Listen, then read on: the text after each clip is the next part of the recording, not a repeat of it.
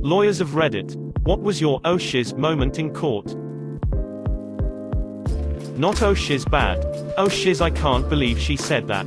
First jury trial. Pretty serious charges. I'm cross-examining the alleged victim.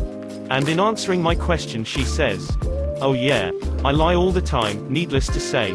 I won that trial. What if that was a lie? Huh, Mr. Fancy Lawyer Man. Lol. Great. That's perjury. When I was 16, I tapped into a guy's bumper at a red light. Very minor impact. The car was almost completely stopped. I spent the next 5 years getting sued by this guy, who alleged all sorts of ridiculous injuries. When it finally came to trial, it somehow came out that the guy would take 3-mile walks. When he was on the stand, my attorney asked him if he was, in fact, able to walk for up to 3 miles. I can walk 10 miles, he bragged. Jury didn't give him a dime. And he had to pay court costs. Sorry that you had to deal with this. Glad it ended well though. LMAO, when I was clerking for a judge over the summer, I watched a trial where the respondent was on the stand and his own attorney asked him a question about the advice to break the law his previous attorney had given him, thus opening the door to cross about the same thing. The second it happened I saw the attorney's oh shiz realization and it was so hard not to laugh. I'll let you know I don't understand what you're saying. Reposting myself from years ago. Story from a friend of mine, he was defending a guy in court. Don't remember what he was charged with. The main witness for prosecution was on the stand, and was asked if she could identify the defendant. She was scanning the courtroom and seemed confused. My friend was already silently celebrating because if she couldn't identify him, he could probably get all charge dropped.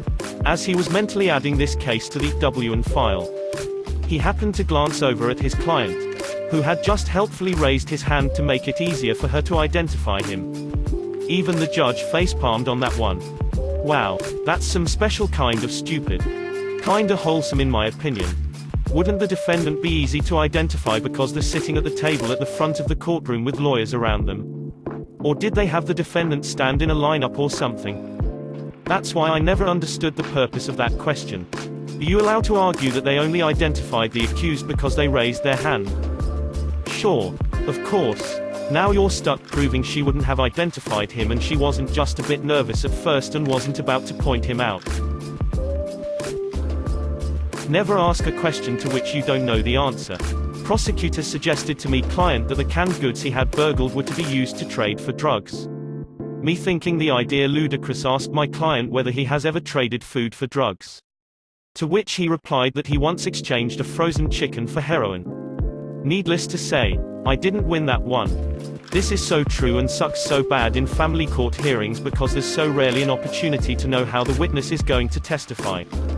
Also, you can't legally tell them what to say, but you can go over hypothetical questions the prosecutor might ask and see how they'll answer. I'm guessing you learned that lesson that day. Yeah, learned that you can get some heroin for a chicken. Sat in the public gallery at a bail hearing for a man accused of heinous crimes against a very young female relative. The judge started laying out the conditions of bail and one of them was to surrender his passport. Man turned to his attorney and said, loudly, words to the effect of, but you said I could fly back to my home country. The judge stopped himself, and revoked the man's bail. And I want to see the attorney's face in that moment. Thinking, gosh, did I say that? You fucking child molester. I don't understand. Why did he revoke that man's bail? A lawyer I used to know was in court on a work injury case. The judge asked his client, just what is the nature of your injury? His client replied, I can't raise my arm this high anymore. While she raised her arm up to show just how high she couldn't raise it. OMG, that's fucking gold. Case dismissed. Bring in the dancing lobsters. Then the gallery applauded. My mill did that once at a family gathering to prove she has neuropathy. Everyone exchanged confused looks and tried desperately not to laugh because it's well known that she's pretending to fuel her opioid addiction. Nah, y'all should laugh. I was the defendant, representing a non-profit that I volunteered for. The plaintiff was a 60-something grandma who was looking for a retirement settlement after falling out of her jacked-up pickup truck in our parking lot. The premise of her case was that our parking lot was in bad shape, and that she fell into a pothole and broke her leg, which resulted in her having to take Comaden and diminished her enjoyment of salads at the Friday night fish fry. No. Really. It was going along fine. Until my lawyer put up a photo of the pothole, taken the day of the incident, filled to the brim with water. After a recent rain, he asked the lady if she had gotten her foot wet, to which she replied that she couldn't recall. He talked a little more about how perhaps if her foot wasn't wet, it might have been because she fell out of the truck and didn't really fall into the pothole. He asked again if her foot was wet, and she affirmed that yes, her foot was wet. The oh shiz moment came when he went back to his desk, flipped through her deposition and read the part where she was extremely adamant that her foot wasn't wet. Then he did some fancy legal stuff. The case was thrown out and I went back to work. That's some legally blonde shiz right there. Right? Who TF eats salad at a fish fry? And some Phoenix right shiz. Present photo of pothole filled with water. Press on statement that foot was wet.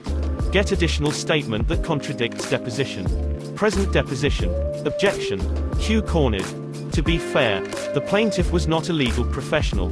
Most likely, this was her first personal interaction with court proceedings and giving testimony. With so little legal experience, she was bound to damage her case. She hadn't even gotten her feet wet.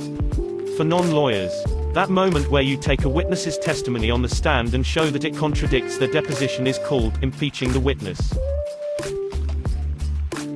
I was the dumbass that almost screwed myself. I had 2 charges in 2 different courts. I accepted the first plea, which almost always carries probation, but my plea didn't have that condition. When it came time to accept the second plea, the prosecutor didn't include probation because she assumed my first charge put me on probation. She said as much to the judge, and me being a big dummy almost corrected her. My lawyer grabbed my shoulder and, I shiz you not, told me to shut the frick up. She doesn't know. Never interrupt your enemy when they're making a mistake. Please proceed, Governor. You almost became that kid that reminds the teacher about homework or an essay that's due. Opposing counsel was a nightmare. Everything late. His work was extremely subpar. And so forth. Accused me of lying multiple times when he had dropped the ball. During another hearing in which he did another dumb move, judge says, I'm glad you are the last case on the call. And all of the other attorneys have left the room. So they aren't here to hear me say that you are a terrible attorney. I cover courts for a local paper, so I see a lot of cases. There are only 2 really bad lawyers I've seen that stand out. And one was almost exactly as you described. He would constantly get things wrong and then accuse the prosecutor of mixing things up to confuse the jury or whatever. I swear he appeared to be asleep at one point. Maybe his case was so bad he was angling for poor assistance of counsel. Who knows? But both were so terrible that I was shocked by their ages. As they had to have been doing it for some time and be the fucking gall. Like, both were just so brazen in court that it bordered on contempt. Nothing like the confidence on a mediocre attorney. Person I was representing was on trial for assault in the 3rd degree and DUI. In my state, A3 means you've assaulted an aid worker or police officer and is a felony. The allegations are that he was very verbally abusive to the officers and, at one point, kicked one in the face. We're sitting at the defendant's table and the officer is testifying about the statements my guy made to him, including some pretty horrific name calling. Out of nowhere, my client screams, "You're a fucking liar. Frick you. You son of a bitch." We lost that trial. Another time, the judge asked a client whether anyone had coerced him into pleading guilty. And he said, "Yeah. My attorney, I about shiz my pants." But he laughed and said, "I'm joking." No. Are jokes like that taken at face value, or was the judge cool with it? Pretty straight-laced judge in a full courtroom. He was fine with it. Though. I was just interning in court during law school, but I'm a lawyer now. Fight in a club. Someone had broken someone else's jaw. And had 6 friends with him that insisted he had been identified wrongly because he never have a beard and the victim said he had a beard. They used a very specific phrasing to the tune of, "My friend doesn't have facial hair because he is a professional in the food industry and it would go against the regulations." After 3 of the witnesses had repeated the same exact phrasing, the judge stopped one to ask if he knew what a couple of the terms in that line meant. And the witness couldn't explain it. Defense lawyer got busted for instructing the witnesses.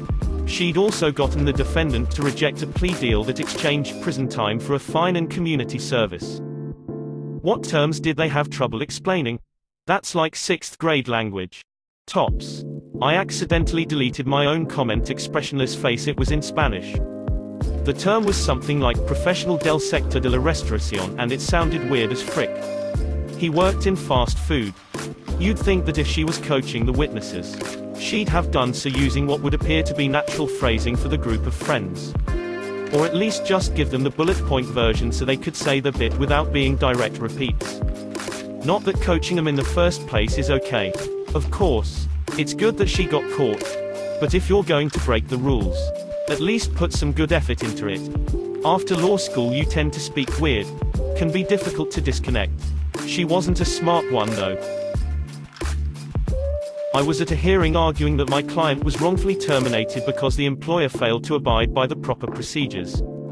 During the hearing, a witness for the employer tried to offer documents that were fraudulently altered in order to make it look like the proper procedure was followed. I noticed the alteration. Opposing counsel quickly got that witness out of the room.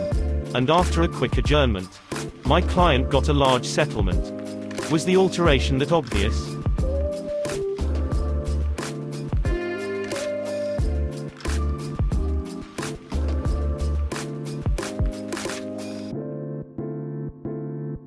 Watching a hearing when the defendant said, I did stab her. But it was a gentle stabbing. Reminds me of something I read on here where the person said, I hit her with a knife. Stabbing. That's called stabbing. He ran into my knife 10 times.